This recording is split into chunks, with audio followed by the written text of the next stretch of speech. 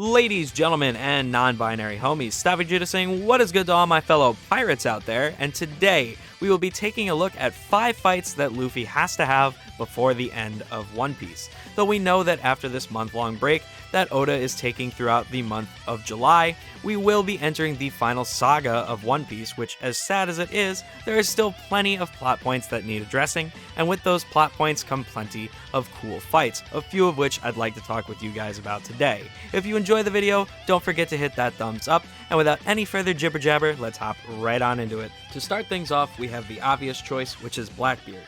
Blackbeard has always been the antithesis to Luffy ever since we met him in chapter 223, in which he and Luffy paralleled one another's actions, yet had seemingly different reactions.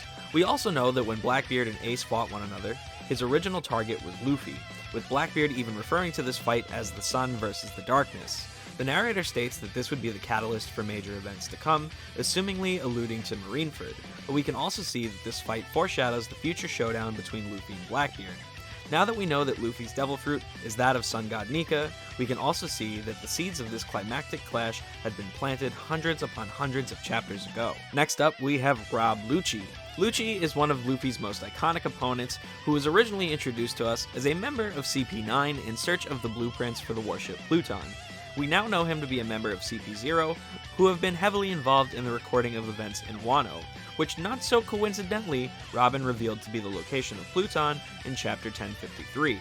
Given hers and Lucci's long-standing desire to find Pluton, and with it within both of their grasp, it seems inevitable that their paths will cross yet again, forcing Luffy to once again step in and defend his beloved crewmate. Having been the man to permanently scar Luffy both physically and emotionally, Akainu seems to be an obvious choice for this list.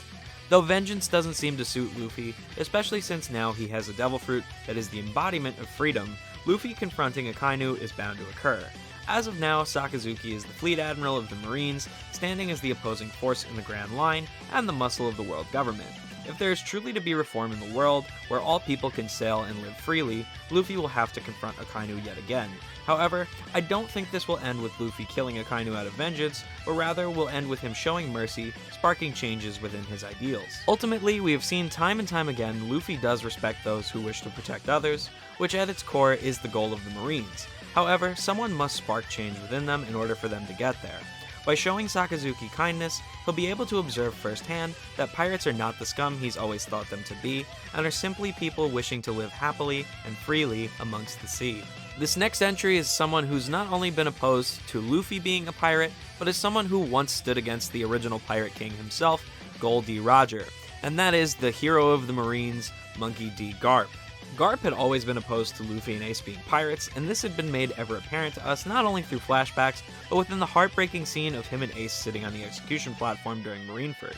Which, I mean, seriously guys, this scene just gets me all sorts of choked up even when I just think about it. Now, let me clarify. I don't believe that Luffy and Garp will fight one another, but rather will have a similar sort of scene to this one in which Luffy tries to make Garp understand and respect his dreams, while Garp conveys his love and desire to protect Luffy and Ace that he has always had. While Blackbeard will surely be the final villain, I do not believe he will be the last person that Luffy will face in the series. In fact, I believe that this will be an honor held by red-haired Shanks.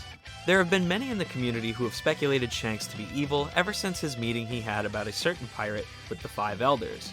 But we also know that ever since chapter 1, Shanks and Luffy have made their agreement for Luffy to return the straw hat to him after becoming a great pirate.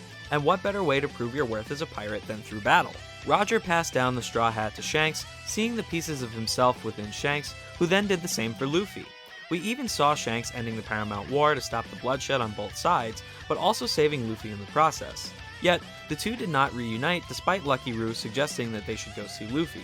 But Shanks states that this would violate their agreement, showing just how much weight it holds for him. Returning the hat to Shanks will symbolize the end of the Straw Hat's journey, as it has truly become the most major part of Luffy's identity.